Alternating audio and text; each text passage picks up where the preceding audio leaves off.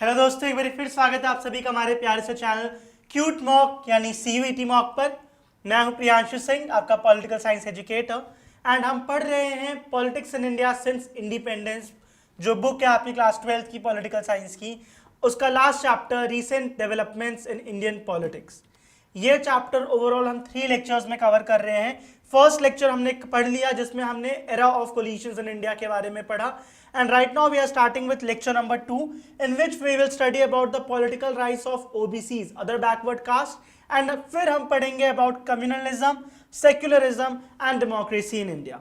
तो सबसे पहले अगर हम OBCs की बात करें, अगर हम अदर बैकवर्ड कास्ट की बात करें, सो ये एक टर्म है, ये एक एडमिनिस्ट्रेटिव डिवीजन है, एक एडमिनिस्ट्रेटिव कैटेगरी है जो इंडियन गवर्नमेंट यूज करती है उन कम्युनिटीज को रेफर करने के लिए जो एससीज एंड एसटीज के अलावा हैं, एंड इनके साथ सोशली एंड इकोनॉमिकली बैकवर्डनेस हमें इनमें देखी गई है। So the other backward caste class is a collective term used by the government of India to classify communities that are educationally और सोशली बैकवर्ड, एंड ये एक ऑफिशियल क्लासिफिकेशन है जो इंडिया के पॉपुलेशन को जनरल एससी एसटी के साथ जो आपको एक और ऑप्शन मिलता है ओबीसीज कई बार फॉर्म भरते वक्त, सो ये उस वाले कैटेगरी की हम बात कर रहे हैं। जब मंडल कमीशन ने ओबीसीज के ऊपर अपनी रिपोर्ट दी थी 1980 में, उस around 52% of the countries population fail in this category, and presently अगर हम बात करें सो 2006 में जो सर्वे हुआ था उसके हिसाब से 41% of Indian population falls in the category of OBCs. ठीक है, इंडिया के अंदर अगर हम कुछ नॉर्मल ओबीसी यानी अदर बैकवर्ड क्लासेस की बात करें, सो दीज आर अहीर और यादव्स, गुज्जर्स, लोधीज, सैनी, शाक्य, कोयरी, मौर्य, मियो, गोसेन या गोस्वामी एटसेट्रा। ऐसे और भी बहुत सारे कास्ट हैं जो अलग अलग स्टेट में ओबीसी के लिस्ट में काउंट होती हैं। जरूरी नहीं है कि अगर कोई कास्ट किसी एक स्टेट के ओबीसी लिस्ट में आ रही है तो दूसरे स्टेट के भी ओबीसी लिस्ट में आए। Alright, so coming back to NCERT, we are starting the topic political rights of other backward classes। ठीक है, so अभी जस्ट हमने पढ़ा कि OBCs का मतलब क्या है। It refers to an administrative category, other backward class। ठीक है, SC and ST के अलावा जो communities हैं, ये educationally and socially backwardness India में फील करा है, इन्होंने एक्सपीरियंस करा है। अब हमें ये देखने को मिलता है कि 1970s एंड 80s के अराउंड कई सारी ऐसे पॉलिटिकल पार्टीज इंडिया में अराइज करने लग जाती है जिनकी पॉलिटिक्स है तो जिनका सपोर्ट बेस इन कास्ट्स में लाई करता था। So this created a space for non Congress parties that Drew more support from these communities and यही चीज हमें जनता पार्टी गवर्नमेंट में भी 1977 में इसका असर देखने को मिलता है। कई सारे constituents of the Janata party like the भारतीय क्रांति दल हो गया, संयुक्त सोशलिस्ट दल पार्टी हो गई, ये ओबीसीज के अंदर बहुत ज़्यादा पॉपुलर थे क्योंकि इनके इंपॉर्टेंट लीडर्स जो थे वो खुद ओबीसी को बिलोंग करते थे। ठीक है, सो हमें बेसिकली यहाँ पे ये पढ़ा हमने कि 1980s के दौरान जो ओबीसीज हैं 1970s में हम मान सकते हैं, यहाँ से हमें इनका इंडियन पॉलिटिक्स में एक एक करके इन्वॉल्वमेंट देखने को मिलने लग जाती है। कई सारे ऐसे पॉलिटिकल लीडर्स होते हैं जो other backward classes, other backward cast को बिलोंग करते हैं, एंड ये जनता पार्टी में भी अच्छे पोजीशन में को ऑक्यूपाई करते हैं। ठीक है, नेक्स्ट मंडल इंप्लीमेंटेड। सो अब हम स्टार्ट करेंगे मंडल कमीशन के बारे में। Before we go into the details of the Mandal commission, कुछ बेसिक इंट्रोडक्शन जो एनसीईआरटी में उसके पहले आपको दिया है वो रीड कर लेते हैं। सो 1980s के अंदर जनता दल जो है, ठीक है, that brought together a similar combination of political groups with strong support among the OBCs. कि जनता दल के अंदर कुछ और जो पॉलिटिकल पार्टीज जो लीडर्स आके मिलते हैं उनका स्ट्रॉन्ग सपोर्ट होता है ओबीसीज के अंदर, and the decision of the national front government to implement the recommendations of the Mandal commission further helped in shaping the politics of OBCs. तो 1989 के अराउंड हमने पढ़ा था कि नेशनल फ्रंट की गवर्नमेंट पावर में आती है, एंड वीपी सिंह ने भी ये चीज डिसाइड करा था कि वो मंडल कमीशन के जो रिकमेंडेशंस उसको इंप्लीमेंट करेंगे, बट ले देकर फाइनली वो इंप्लीमेंट जो उसके ऊपर वर्डिक्ट आता है वो पीवी नरसिम्हा राव की जो गवर्नमेंट होती है उसके अंदर वर्डिक्ट आता है। सो सुप्रीम कोर्ट डिसीजन लेता है 1992 में ऑफिशियली जब पीवी नरसिम्हा राव की गवर्नमेंट होती है, लेकिन डिसीजन इंप्लीमेंट होने का निर्णय कौन लेता है, वो वीपी सिंह की गवर्नमेंट लेती है, नेशनल फ्रंट की जो गवर्नमेंट होती है। मंडल कमीशन की रिकमेंडेशंस इंप्लीमेंट हो जाती है आसानी से क्योंकि नेशनल फ्रंट की गवर्नमेंट को सपोर्ट मिल रहा था जनता दल से, एंड जनता दल के इंपॉर्टेंट लीडर्स ओबीसी कम्युनिटी को बिलोंग करते थे एंड उनको उनका अच्छे से सपोर्ट भी मिल रहा था. So the intense national debate for and against reservation in jobs made people from the OBC communities more aware of this identity. Thus it helped those who wanted to mobilize these groups in politics. This period saw the emergence of many parties that sought better opportunities for OBCs in education and employment. So इस दौरान 1990s के politics में देखने को मिलता है कि ऐसे बहुत सारी पार्टीज हैं जो बाहर आ रही हैं, आगे आ रही है, वॉइस अप कर रही है for the upliftment of the OBC, जिन्होंने इसके पहले कभी ये चीज़ों की बात नहीं करी थी. ठीक है. These parties claimed that since OBCs constitute a large segment of Indian society, it was only democratic that the OBCs should get adequate representation in administration and have their due share of political power. Basically, जो चीज़ें इन्होंने पहले कभी नहीं बोली थी, 40-50 साल में नहीं बोली थी, और 1990s के पॉलिटिक्स में देखने को मिलता है कि लीडर्स आके पॉलिटिकल पार्टीज के बोल रहे हैं कि OBCs इंडिया की एक इंपॉर्टेंट पॉपुलेशन है एंड इसलिए इनको इनका हक मिलना चाहिए, हमें इनके साथ डिस्क्रिमिनेशन नहीं करना चाहिए. सो अब हम बात करेंगे द मंडल कमीशन के बारे में. इसके बारे में पहले मैं आपको कुछ डिटेल्स देना चाहूँगा, उसके बाद से हम एनसीईआरटी से रीड करेंगे डिटेल में. सबसे पहले अगर हम मंडल कमीशन की बात करें, जनता पार्टी की जो गवर्नमेंट है वो डिसाइड करती है कि वो एक कमीशन बनाएंगी जो इंडिया में socially and educationally backward classes को आइडेंटिफाई करेगी एंड उसके इम्प्रूवमेंट के लिए क्या करा जा सकता है उसके लिए रिकमेंडेशंस देगी. एंड ये कमीशन इंडिया में पहली नहीं दूसरी बारी बन रहा था, जिसलिए इसका नाम पड़ता है सेकेंड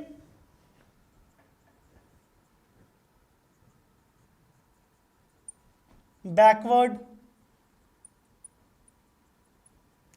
क्लासेस कमीशन. एंड इस कमीशन के जो चेयरमैन होते हैं, जो हेड होते हैं, वो होते हैं हमारे बिंदेश्वरी प्रसाद मंडल, जिनको हम बीपी मंडल जानते हैं. एंड इसीलिए ये जो सेकंड बैकवर्ड क्लासेस कमीशन था, इसको हम मंडल कमीशन के नाम से भी बुलाने लग जाते हैं. ठीक है. अब मैं कह रहा हूं कि ये सेकेंड टाइम ये कमीशन कॉन्स्टिट्यूट करी गई थी. इसके पहले भी एक कमीशन को कॉन्स्टिट्यूट करा गया था जिसको हम फर्स्ट बैकवर्ड क्लास कमीशन बोलते हैं. एंड ये जो हमारा फर्स्ट बैकवर्ड क्लास कमीशन था, इसके चेयरमैन थे मिस्टर काका कलेलकर. इसके वजह से इस कमीशन को काका कलेलकर कमीशन भी या कलेलकर कमीशन भी कहा जाता है. एंड ये हमारी 1953 में जब पंडित नेहरू इंडिया के प्राइम मिनिस्टर होते थे तब अपॉइंट करी गई थी. एंड इसका भी काम यही था कि socially and educationally backward classes को आइडेंटिफाई करा जाए इंडिया में एंड उनके अपलिफ्टमेंट के बारे में बताया जाए कि इंडियन गवर्नमेंट क्या स्टेप्स ले सकती है. ये अपनी जब रिपोर्ट देती है तो उसके ऊपर कुछ खास ध्यान नहीं दिया जाता है, रादर इसके रिपोर्ट्स को 1961 में इग्नोर करके डिसरिगार्ड करके डंप कर दिया जाता है. उसके बाद से जो सेकंड बैकवर्ड क्लासेस कमीशन बनती है वो हमारी मंडल कमीशन कहलाती है. एंड वो 1977 में में जनता पार्टी की जो गवर्नमेंट है उसके दौरान बनती है. अब ये आपको याद करने की जरूरत है, ये एनसीईआरटी में आपका चाहे 1978 दिया हुआ है कि Mandal commission was formed in 1978. Basically इसके ऊपर जो एक ऑर्डर आया था ना जनता गवर्नमेंट की तरफ से, वो 1978 को आ गया था, बट ऑफिशियली एग्जिस्टेंस में ये 1979 की 1 जनवरी को ही आया था. So based on your NCERT you have to write this answer only कि बेसिकली इस कमीशन को बनाने का ऑर्डर 1978 में आ गया था एंड ऑफिशियली कॉन्स्टिट्यूट होकर 1979 1 जनवरी से हरकत में आ गई थी. ठीक है. So coming back to the book, India में ओबीसीज के लिए रिजर्वेशन कोई बहुत नई बात नहीं थी. साउथ इंडिया के अंदर ऑलरेडी ओबीसीज के लिए रिजर्वेशन थे एंड ये ऑलमोस्ट ब्रिटिशर्स के टाइम से ही स्टार्ट हो गए थे. इवन हमें एक शॉर्ट पीरियड ऑफ टाइम के लिए बिहार में भी ओबीसीज के लिए रिजर्वेशन देखने को मिले थे. बट ओवरऑल इंडिया के अंदर ओबीसीज के लिए रिजर्वेशन हो, ये थोड़ी नॉवल चीज थी, इस करके ये पूरे कंट्री को अफेक्ट करती है. ठीक है. नॉर्थ इंडियन स्टेट्स के अंदर स्पेसिफिकली हमें ओबीसीज के लिए कोई रिजर्वेशन देखने को अभी तक नहीं मिल रही थी. So it was only during the Janata Party government 1977 से 79 तक, जब मोरारजी देसाई इंडिया के प्राइम मिनिस्टर होते हैं, जब बैकवर्ड कास्ट जो नॉर्थ इंडिया के हैं उनके लिए भी ये रिजर्वेशन की डिमांड रेज होने लग जाती है काफी स्ट्रांगली। कर्पूरी ठाकुर जो कि एक पॉइंट पे बिहार के चीफ मिनिस्टर थे, एक सोशलिस्ट लीडर थे, हिंदी के अगेंस्ट थे, वो भी इस डायरेक्शन में इस चीज को लीड करने में काफी एक्टिव थे। वो चाहते थे कि ओबीसीज के लिए रिजर्वेशन नॉर्थ इंडिया में भी इंट्रोड्यूस करी जाए। उन्होंने तो बिहार में करा भी था, जैसे कि मैंने पहले बताया। So following this the central government ने एक कमीशन अपॉइंट करी थी जिसका नाम था मंडल कमीशन। 78 में इसको अपॉइंट कर दिया गया था एंड सेकेंड टाइम ये कमीशन बन रही थी सिंस इंडिपेंडेंस, इसीलिए इसका सेकंड बैकवर्ड क्लास कमीशन पड़ा था नाम। अब ये चीजें हमने पढ़ ली हैं। इसके प्रेसिडेंट हमारे चेयरपर्सन कौन थे? बिंदेश्वरी प्रसाद मंडल। अब मंडल कमीशन का काम था कि ये चेक करना कि किस हद तक एजुकेशनली एंड सोशली बैकवर्ड है हमारे ये ओबीसीज, इंडिया के अंदर कुछ स्पेसिफिक क्लासेस, ठीक है। एंड उसको अपने रिकमेंडेशंस देने थे उनकी बैकवर्डनेस को खत्म करने के लिए। सो कमीशन अपनी रिकमेंडेशन 1980 में फाइनली देती है एंड उस टाइम पर जनता गवर्नमेंट जो है वो खत्म हो चुकी थी। उस टाइम पर दोबारा इंदिरा गांधी जो है वो इलेक्शंस जीत चुके थे एंड कमीशन एडवाइज करती है कि बैकवर्ड क्लासेस को ही बैकवर्ड कास्ट मान लेना चाहिए, जो कि बैकवर्ड कास्ट इंडिया में कौन थे? शेड्यूल कास्ट जो हो गए, जो मार्जिनलाइज्ड ग्रुप्स थे हमारे। तो कहते हैं कि एससी के अलावा भी, शेड्यूल कास्ट के अलावा भी ऐसे बहुत सारे कास्ट हैं इंडिया में जो उसी लेवल में ट्रीट करे जा रहे हैं, जिनको अच्छा ट्रीटमेंट नहीं मिल रहा है सोसाइटी में, एंड वही हमारे बैकवर्ड क्लास है, वो वही हमारे बैकवर्ड कास्ट है, ठीक है। तो कास्ट हायरार्की में इनको ढंग से नहीं ट्रीट करा जा रहा है। कुछ ऐसे कास्ट है जो कि ब्राह्मण वैश्य शूद्रा, ब्राह्मण क्षत्रिय वैश्य शूद्रा, जो शूद्रा वाले कैटेगरी है उनकी जैसा इनको भी ट्रीट करा जा रहा है एंड इसके वजह से इनकी पॉपुलेशन एजुकेशनल इंस्टीट्यूशंस में या तो सरकारी जॉब के अंदर भी बहुत कम हमें देखने को मिल रही है। And commission did a survey, found that these backward castes have very low presence in these sectors जो मैंने बताया. So it recommended 27% of seats in educational institution and government jobs for these OBC groups, ठीक है। And Mandal commission ने और भी recommendation बोलते कि लैंड रिफॉर्म्स लेकर आओ जिससे ओबीसीज की कंडीशन वगैरह इंप्रूव हो, ठीक है। अब 1990 में ये जो रिकमेंडेशंस दी थी मंडल कमीशन ने, उससे रिलेटेड एक जो स्पेसिफिकली था कि 27% जॉब्स ओबीसी के लिए रिजर्व कर दी जाएंगी, गवर्नमेंट जॉब्स जो रिजर्व कर दी जाएंगी, ये इंप्लीमेंट करने के लिए नेशनल फ्रंट की जो गवर्नमेंट थी वीपी सिंह की, वो रेडी हो जाती है। एंड जब ये स्टार्ट होता है प्रोटेस्ट, इसके अगेंस्ट में तुरंत ही साथ साथ प्रोटेस्ट स्टार्ट हो जाता है ऑल ओवर इंडिया, ठीक है। एंड बहुत ज़्यादा हमें इसके दौरान स्टूडेंट्स के प्रोटेस्ट देखने को मिलते हैं। बिहार वगैरह में तो स्टूडेंट्स स्टार्टेड सेल्फ इमोलेटिंग देमसेल्व्स, लगभग 200 लोगों ने खुद को जलाने की कोशिश करी, खुद को मारने की कोशिश करी, जिनमें से 60 से 70 लोग की एक्चुअली डेथ भी होती है, बाकी लोग को बहुत सीरियस इंजरीज आती हैं इस दौरान। सो इसी दौरान 1990 में इंदिरा साहनी नाम की एक जर्नलिस्ट थी, एक दिखाता हूं मैं आपको उनकी फोटो। सो इंदिरा साहनी, जो आपके स्क्रीन के ऊपर दिखाई दे रही हैं, वो इंदिरा साहनी नाम की एक जर्नलिस्ट थी, एक एडवोकेट थी। वो एक पिटीशन फाइल करती है सुप्रीम कोर्ट में एंड उनका कहना यह था कि मंडल कमीशन के जो ये रिकमेंडेशन है उसके बेस पे हमें 27% रिजर्वेशन नहीं इंट्रोड्यूस करना चाहिए, because it is against right to equality. सबसे पहले तो ये बोलती है। उसके बाद से कहते हैं कि कास्ट सोशल बैकवर्डनेस जानने का एक सही क्राइटेरिया नहीं है, ठीक है, कि कास्ट के बेस पे हम किसी का सोशल बैकवर्डनेस नहीं आइडेंटिफाई कर सकते हैं। एंड थर्डली वो कहती है कि इससे जो पब्लिक इंस्टीट्यूशंस है रिजर्वेशंस के बेस पे, कई बार अनक्वालिफाइड पर्सन जिनको ज़्यादा नॉलेज नहीं है, अगर वो एक पब्लिक इंस्टीट्यूशन में आकर काम करेंगे तो उनके वर्किंग को एक थ्रेट है। ये पिटीशन इंदिरा साहनी डालती है सुप्रीम कोर्ट में, और भी बहुत सारे ऐसे पिटीशंस डले होते हैं, लेकिन फर्स्ट पिटीशन इनके नाम पर डला होता है, जिसकी वजह से ये जो ओवरऑल मंडल कमीशन के रिकमेंडेशन के इंप्लीमेंट होने का जो केस लड़ा जाता है उसका नाम क्या पड़ता है? Indira Sahni versus the union of India, ठीक है।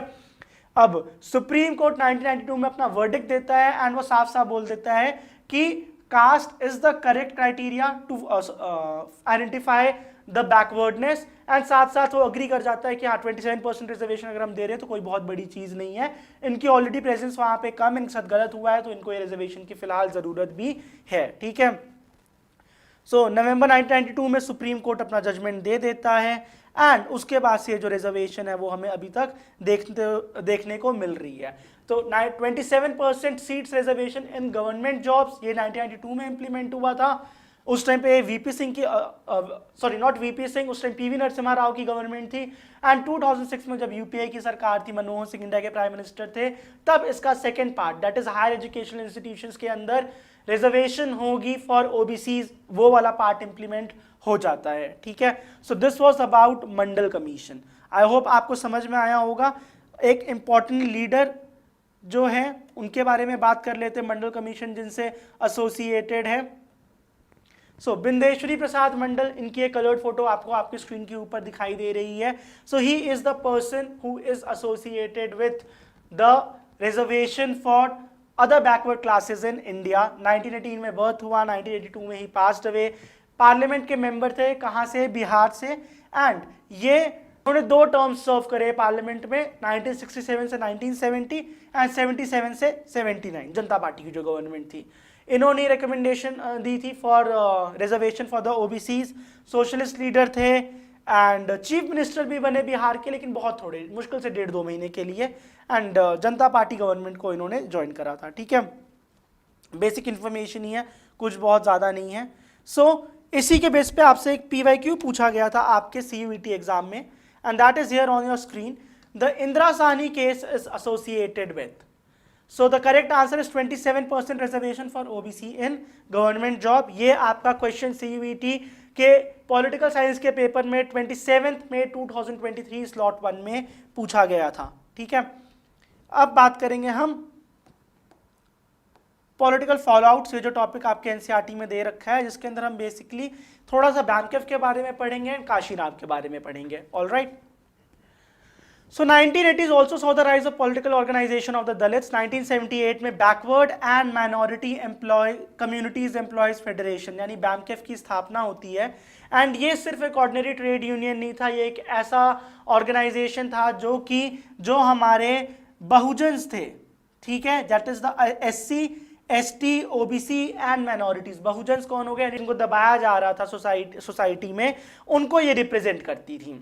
सो बैंकेफ से ही, और एंड बैंकेफ की हमारी स्थापना कब हुई थी, हमने पहले वाले लेक्चर्स में भी डिस्कस करा है कि 1971 में इसको कांशीराम जी, DK खापर्दे एंड दीना भाना जी ने बना दिया था। लेकिन ऑफिशियली इसकी स्थापना कब होती है? वो 1978 6 दिसंबर को ही होती है, जो कि डॉक्टर BR अम्बेडकर की डेथ एनिवर्सरी है। सो बैंकेफ की ऑफिशियली स्थापना हुई थी 6 दिसंबर 1978 में। ये ऑर्गेनाइजेशन तब बनता है, ये मेनली चाहता था upliftment of the backward classes, and it wanted a society based on equality, liberty, fraternity and justice. फिर बैंकेफ से ही आगे इंस्पायर होकर हमारा DS4 बनता है, यानी दलित शोषित समाज संघर्ष समिति। अगेन इसके फाउंडर हमारे कौन थे? कांशीराम थे।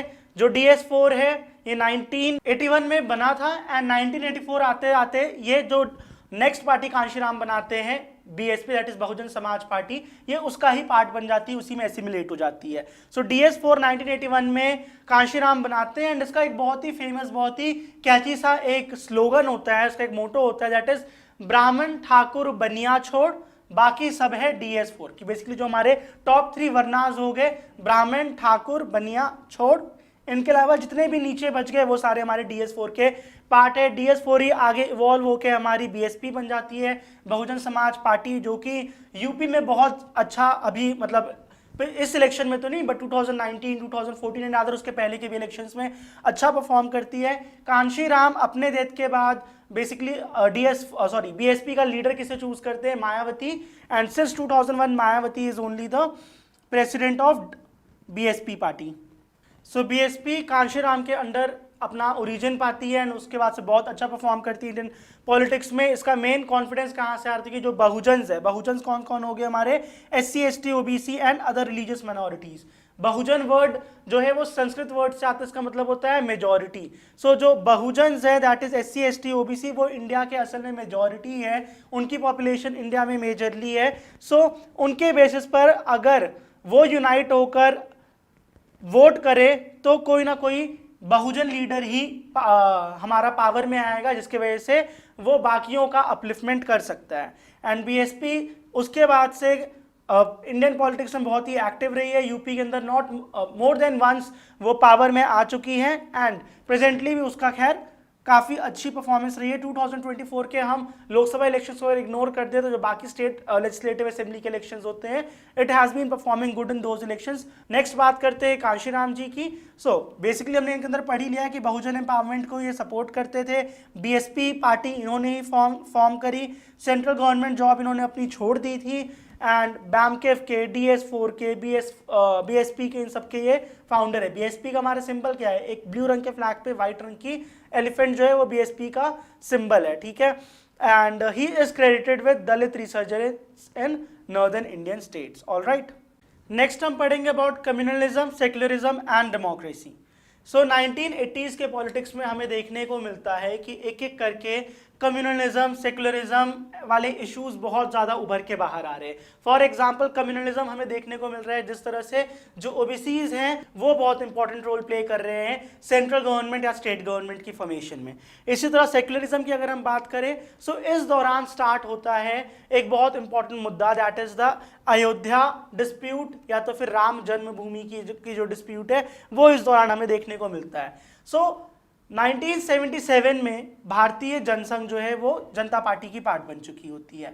बट आने वाले समय में इसमें स्प्लिट आता है। जब जनता पार्टी में स्प्लिट आता है तो भारतीय जनसंघ वाला फैक्शन जनता पार्टी से अलग होकर एक नई पार्टी बना लेती है which becomes Bharatiya Janata party.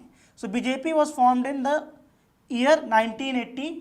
Janata party से ही कई हिस्से से वो अलग होते हैं एंड भारतीय जनसंघ के जो कुछ इंपॉर्टेंट लीडर्स होते हैं वो बीजेपी की स्थापना करते हैं।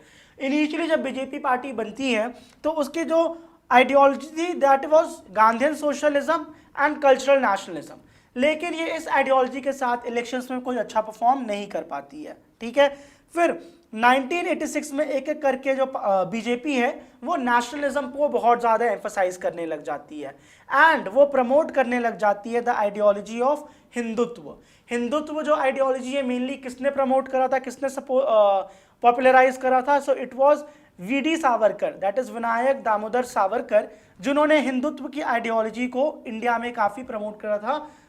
एंड इनके हिसाब से कि अगर वो हम एक स्ट्रॉन्ग नेशन चाहते हैं तो we will have to accept India as our fatherland, पितृभू, एंड हमें हमारी उसे पुण्य भू भी मानना पड़ेगा, that is holy land also. So believers of Hindutva argue that a strong nation can be built on the basis of united culture। अगर हम सबका कल्चर सेम हुआ तो हम एक स्ट्रॉन्ग नेशन बना सकते हैं and Hindutva can be that base, वो कल्चर हो सकता है जिसके बेसिस पर हम एक कॉमन कल्चर बना के अपने कंट्री को आगे डेवलपमेंट की ओर ले जा सकते हैं, एक स्ट्रॉन्ग नेशन की तरफ उभर सकते हैं, ठीक है। सो 1980s में 1985-86 के अराउंड हमें देखने को मिलता है कि BJP is promoting the ideology of Hindutva promoted by VD Savarkar, जिसके अंदर हम हिंदुत्व को इंडिया का यूनाइटेड नेशनल कल्चर बनाने की कोशिश कर रहे हैं। फिर 1986 में दो इंपॉर्टेंट ऐसे डेवलपमेंट्स होते हैं जिसके वजह से हमें इंडिया के अंदर सेक्युलरिज्म अफेक्ट होते हुए दिखाई देती है। सबसे पहला जो है that is the Shah Bano case of 1985, ठीक है। शाह बानो, मैं आपको फेस दिखा देता हूं, शी इज द लेडी जिससे ये केस कंसर्न करता है, ठीक है। तो होता क्या है कि एक 62 year old divorce Muslim women होती है, वो अपने शौहर से, अपने पति से बोलती हैं कि मेरा खर्चा उठाने का मुझे आप एटलीस्ट पैसा भेजिए, ठीक है, जो एलिमनी है वो आप मुझे दें। एंड सुप्रीम कोर्ट में जब ये याचिका जाती है तो सुप्रीम कोर्ट इसी औरत के फेवर में डिसीजन दे देती है कि दैट पर्सन इज लायबल, कि हाँ वो इनका जो भी एक बेसिक खर्चा है वो तो भेजेगा। तो ये डिसीजन को कई सारे जो मुस्लिम लीडर्स थे वो इसको सपोर्ट नहीं करते। जो ऑर्थोडॉक्स मुस्लिम्स हैं वो देखने लग जाते हैं कि जो हमारा मुस्लिम पर्सनल लॉ जिसके तहत हमारे ऊपर कोई ऐसी ऑब्लिगेशन नहीं है कि डाइवोर्स के बाद जो शौहर है वो अपनी एक्स बीवी का खर्चा उठाए, तो ऐसा कोई उनके मुस्लिम लॉ के अंदर, उनके शरिया लॉ के अंदर कुछ ऐसा मेंशन नहीं था। सो उनको ये अच्छा ही लगता है कि सुप्रीम कोर्ट जो मुस्लिम का पर्सनल लॉ है उसमें क्यों इंटरफेयर कर रही है। एंड इसकी वजह से कई सारे मुस्लिम लीडर्स डिमांड करने लग जाते हैं कि ये जो जजमेंट है इसको कैंसिल करा जाए, जो कि आगे आने वाले समय में इससे बाकियों को प्रॉब्लम हो सकती है। सो जो उस टाइम पे सेंट्रल गवर्नमेंट थी, ठीक है, राजीव गांधी की थी, वो डिसाइड करती है कि वो एक एक्ट पास करेंगे, Muslim women protection of rights on divorce act of 1986, ठीक है। इस एक्ट का नाम याद रखिए, किस ईयर में पास हुआ है, 1986 में पास हुआ है, जिससे सुप्रीम कोर्ट के इस जजमेंट को नलीफाई कर दिया जाता है। अब ये जो कांग्रेस की गवर्नमेंट उस टाइम पर करती है तो बीजेपी कहती है कि एक बहुत ही फालतू काम करा है कांग्रेस की गवर्नमेंट ने, माइनॉरिटी मुस्लिम कम्युनिटी को अपीज करने के लिए, खुश करने के लिए उन्होंने एक इतने इंपॉर्टेंट लॉ को जिससे विमेन का फायदा हो रहा था उस लॉ को कैंसिल कर दिया। So this was the first important incident 1986 की जो इंडिया के पॉलिटिक्स को अफेक्ट करती है, ठीक है, जिसमें यह देखा जाता है कि सुप्रीम कोर्ट इंटरफेयर कर रही है मुस्लिम कम्युनिटी के पर्सनल लॉज में। नेक्स्ट हमारा जो डिस्प्यूट है that is the Ayodhya issue, ठीक है। अब ये जो इशू है ये बहुत पुराना है, इसको हम पावर पॉइंट के थ्रू पढ़ेंगे, ज्यादा क्लियर होगा आपको इससे ये। सो अयोध्या डिस्प्यूट हमारा आज से लगभग 500 साल पहले ही स्टार्ट हो गया था। कहते हैं कि अयोध्या में राम जन्मभूमि जो थी वहां पर एक मंदिर हुआ करता था एंड उस मंदिर को बाबर के जनरल मीर बाकी ने डिमोलिश कर दिया एंड वहां पे एक मस्जिद बना दिया, इसका नाम होता है बाबरी मस्जिद।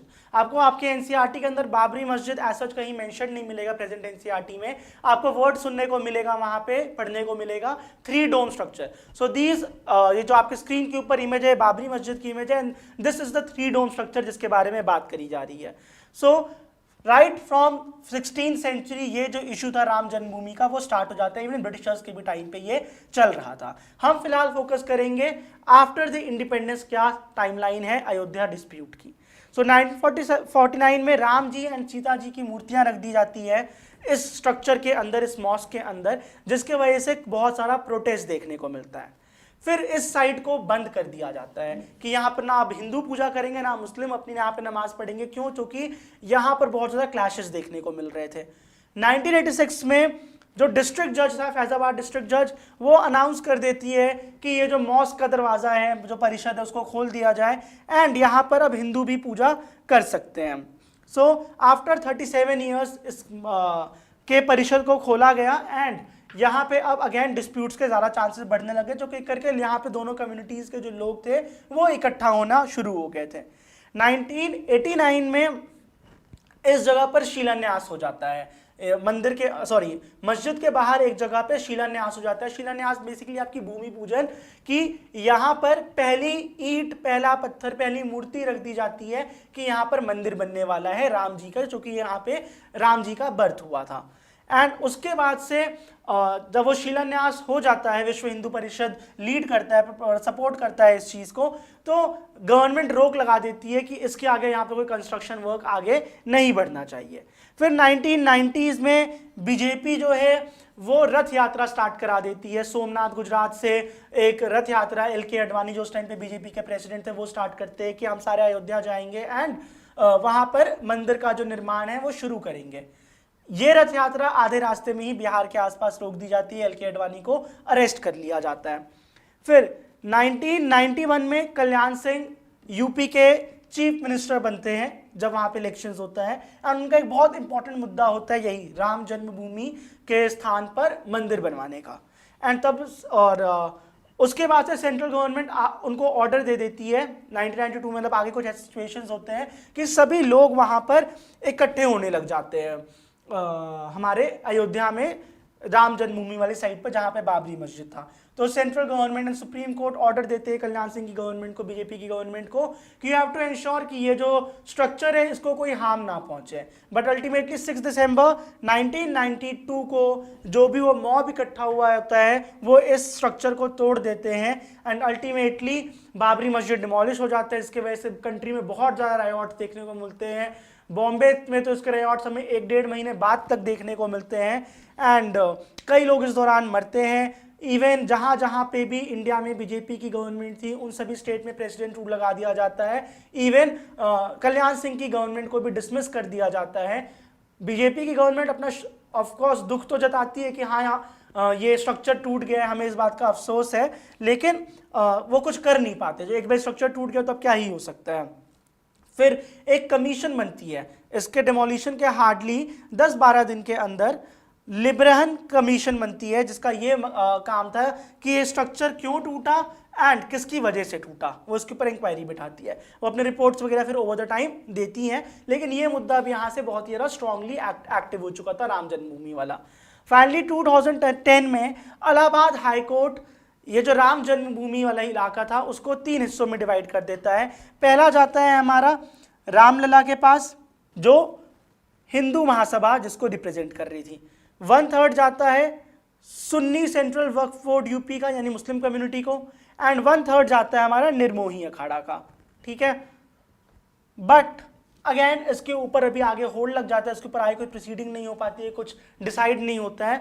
2019 में बीजेपी जब दोबारा इलेक्शंस होने वाले होते तो वो राम जन्मभूमि को एक बहुत ही इंपॉर्टेंट मुद्दा बनाते हैं फॉर द इलेक्शंस, एंड ये इलेक्शंस बीजेपी जब जीत जाती है तो इसके ऊपर अच्छा खासा केस चलता है राम जन्मभूमि के ऊपर जो जजमेंट आने वाली होती है।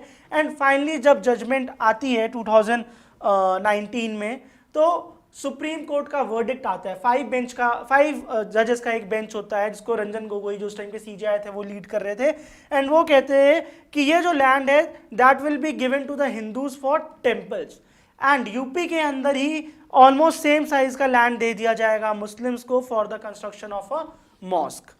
ठीक है, फिर 2020 में गवर्नमेंट अनाउंस कर देती है कि यहाँ पे राम टेम्पल बनाया जाएगा, उसके लिए उन्होंने एक ट्रस्ट बनाया एंड उसके अंदर लोग अपने फंड्स डालते हैं। लॉकडाउन के टाइम पर आपको याद होगा कि क्या पता आपके किसी रिलेटिव ने या आपके पेरेंट्स ने राम जन्मभूमि के नाम पे जो ट्रस्ट बना था उसके अंदर कुछ पैसे कंट्रीब्यूट करे थे। एंड देन फाइनली 2024 22 जनवरी को राम मंदिर बनकर तैयार था एंड उसको नरेंद्र मोदी जी इनॉग्रेट करते हैं अयोध्या में। ठीक है, so this was about the timeline of Ram जन्मभूमि।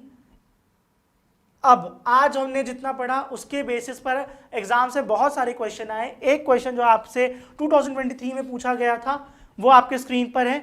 इसमें आपको मैच द फॉलोइंग पूछा गया है कि लिस्ट 1 के अंदर कुछ इंसिडेंट्स मेंशन्ड है एंड लिस्ट 2 के अंदर ईयर मेंशन्ड है। You have to tell what is the correct match. तो Shahbano case is 1985, formation of BJP is 1980, formation of BAMKEF is 1978 and Janata Party government is 1977। तो उस हिसाब से आप चेक कर सकते हैं कि करेक्ट आंसर क्या है। ठीक है, सो आई होप आपको आज के दोनों टॉपिक्स ही अच्छे से समझ में आए होंगे। इसमें हमने मंडल कमीशन एंड राम जन्मभूमि वाला जो डिस्प्यूट था उसके बारे में डिटेल में पढ़ा कि किस तरह जो सुप्रीम कोर्ट वर्डिक्ट देता है अपना, तो उसमें वो कहता है कि ये जो जमीन है राम जन्मभूमि की जिसके ऊपर डिस्प्यूट चल रहा है वो हम श्री राम जन्मभूमि तीर्थ क्षेत्र ट्रस्ट को और अलॉट करते हैं for the construction of the temple, and similarly Sunni central Waqf board को एक अलग से साइट दे दी जाएगी for construction of a mask. And ये जजमेंट आया होता है हमारा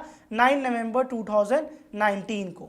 इस केस से रिलेटेड जो सुनवाई है वो आप पेज नंबर 150 पर पढ़ सकते हैं कि जो सुप्रीम कोर्ट का जो बेंच होता है उनका क्या कहना था इस केस को लेकर। लास्ट लाइंस में रीड कर देता हूं जो फाइनल जजमेंट होती है। It is thus concluded that faith and belief of Hindus since prior to the construction of mosque and subsequent thereto has always been that Janmsthan of Lord Ram is the place where Babri Mosque has been constructed, which faith and belief is proved by documentary and oral evidence discussed above। कि ये जगह Hindus को belong करती है, ये court ने अपने मन मर्जी से नहीं बोल दी थी। प्रॉपर आर्कियोलॉजिस्ट का एक टीम बना था, उन्होंने इस साइट को इन्वेस्टिगेट करा था, उनके इन्वेस्टिगेशन के बेसिस पर ही ये साइट जो है वो अलॉट करी गई थी हिंदूज को। ऑलराइट, सो अब बात करते हैं हम हमारे पिछले लेक्चर के होमवर्क की।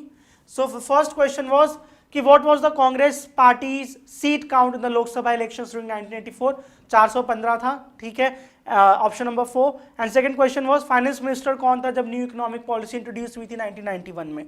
सो वो थे हमारे मनमोहन सिंह जी। आज के जो भी हमने लेक्चर पढ़ा उसके बेस पे ये दो क्वेश्चंस आपके होमवर्क है। पहला क्वेश्चन है what was the outcome of the supreme court's verdict regarding the dispute site in Ayodhya. चारों में से कौन सा ऑप्शन सही हमें कमेंट करके बताइए। And question number 2 is Kanshi Ram's role as a political strategist was focused on. इसका भी आंसर आपको हमें कमेंट करके बताना है। सो बच्चों, आई होप आपको आज का लेक्चर बहुत ज़्यादा इंटरेस्टिंग लगा होगा। आपने इसमें बहुत सारी नई चीज़ें पढ़ी होंगी, कई चीज़ें ऐसी भी पढ़ी होंगी जो आपके एनसीईआरटी में नहीं है, लेकिन इससे आपकी क्लैरिटी और ज़्यादा बढ़ गई होगी। आप इस लेक्चर को अपने दोस्तों के साथ ज़रूर शेयर करें, उनकी भी हेल्प करें उनके CUET एग्जाम की प्रिपरेशन के लिए। एंड बाकी keep following CUET mock for any update regarding the CUET exams. All the best for your exams. Bye bye.